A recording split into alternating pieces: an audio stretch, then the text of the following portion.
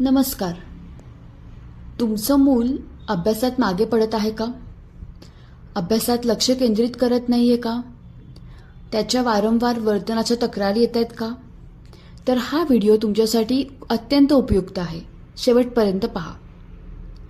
अनेक पालकांच्या सतत तक्रारी असतात की तू अभ्यास का करत नाहीस, तुझी वही का पूर्ण नसते, होमवर्क का नाही केलेला, होमवर्क लिहून का नाही आणलेला. पण असं सतत बोलून खरंच सुधारणा होते का? तर नाही.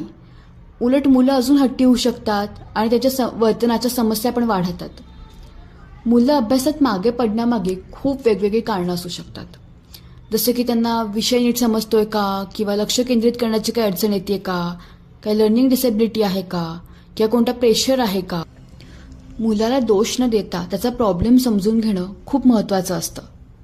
मुलांच्या मनाची भाषा समजून घेऊन त्यांच्या कलेने काम करण्यासाठी बालमानसशास्त्र म्हणजेच चाइल्ड सायकोलॉजी अँड काउन्सिलिंग ह्याची मदत घेतली जाते. ही कौशल्ये पालक, शिक्षक, नातेवाईक, केअरटेकर हे सगळे शिकू शकतात.